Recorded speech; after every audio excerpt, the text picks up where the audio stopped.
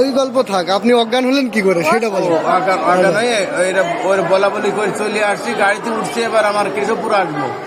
কেশবপুর আসার প্রতিমধ্যে এক ভদ্রলোক আমার চেয়ারে বসলো। আচ্ছা, 2 চেয়ার, একটা খালি, আমি বসলাম। সে ভদ্রলোক বলছে আপনি কই যাবেন? আমি যশোর কেশবপুর যাবো।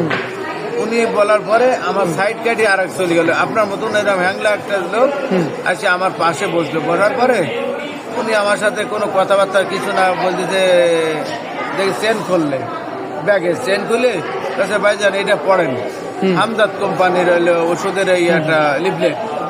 তা আমিও বেশি পড়াপড়ি করিনি, আমিও ব্যাক সাইডে দিয়ে দিয়েছি। এবার ওই একটা কৌটা বের করি, বাম পাশে আর একজনের দিলেন। বলছে কি ওই কৌটাটা দেন দেখিনি কি অবস্থা। তো ওনার দলের লোক ও কৌটাটা আর আমার দিল না। বলছে কি আমার কাছে লুজ আছে, এই লুজ একটা খান।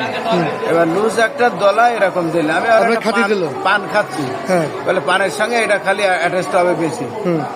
এবার আমি ওই পান খাচ্ছি, দেখলাম সবাই খাচ্ছে, 2জন খাচ্ছে, দেখলাম ওনারা খাচ্ছে। ওরা তো পয়জন না, পয়জন আর আমারকে দিয়েছে। আমার কাছে 700-800 টাকা ছিল এই ব্যাগের ভিতরে, আমার মানি ব্যাগ অনলি খালি। কারণ আমি যখন টান বাজারে ঢুকি তখন আমার টাকা 10 টাকা তাও 5 পকেটে আমি করে রাখি। এখন উনি আমার খাতি দিল, না না আমি তখনও সেন্সলেস আছি, কোনো সমস্যা না। কেশবপতি লাভছি তখনও আমার সমস্যা না। আমার যখন কেশবপতি লেবিছি তখন আমার ওই অ্যাকশন শুরু হয়ে গেছে। হয়তো ভ্যানের পারে উঠছি যখন, তখন আমার পরিচিত ভ্যান, সে সব কাজে লিপ্ত না। এখন ওনার উঠি করছে সেরা চল আমি একটু বাড়ি যাবো গো। তাহলে ওর ভ্যানে উঠলে আমি বাড়ি পর্যন্ত আসতে পারতেছি। তারপরে ভ্যানে উঠি যে ওই কেশবপুর বাজারের দিকে হয়েছে, আমি আর কিছু বলতে পারি না। তারপরে আপনাকে কেউ ধরে মহিলা ছিলেন একজন, আমি রিসিভ করছিলাম আপনাকে, তখন আপনার কোনো জ্ঞান ছিল না? না, আপনার চোখের মনি দেখলাম একদম ছোট হয়ে গেছিল। আমরা এগুলো দেখে আমরা পরীক্ষা নিরীক্ষা কিছু দিচ্ছিলাম এবং চিকিৎসা শুরু করছিলাম।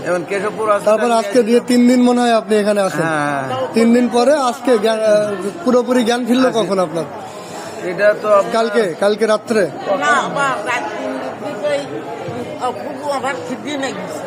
কখন রাত 3টের সময় একটু কথাবার্তা বলতেছে, তাই তো? আচ্ছা, মানে আবার ডায়াবেটিস লোক তো, আমি খিদে লাগে বেশি।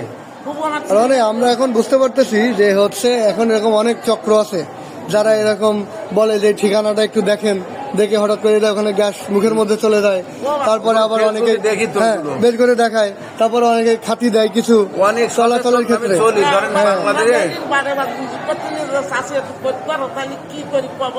তাহলে এই জন্য চলার সময় খুব সাবধান থাকতে হবে। এখন সাবধান থাকতে হবে।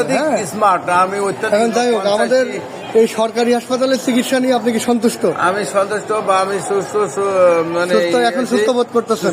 করতেছি আলহামদুলিল্লাহ। আমাদের পিজি হসপিটালের এক ডাক্তার আছে আমার আব্দুল আজিজ, হেমাটোলজিস্ট চাকরি করে, উনি আমার সহযোগিতা, ঢাকা বারডেম বলেন, তারপরে। আপনারা কি আমাদের সদর হাসপাতালে আমাদের ডাক্তারদের সেবায় সন্তুষ্ট?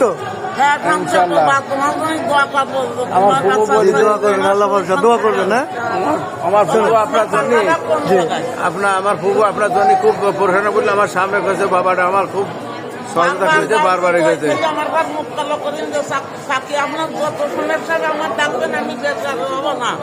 বাসাটা কোথায়?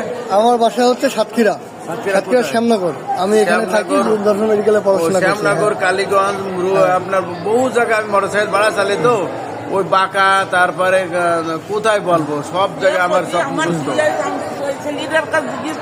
তোমার কি ওই ছেলেটাই জানে।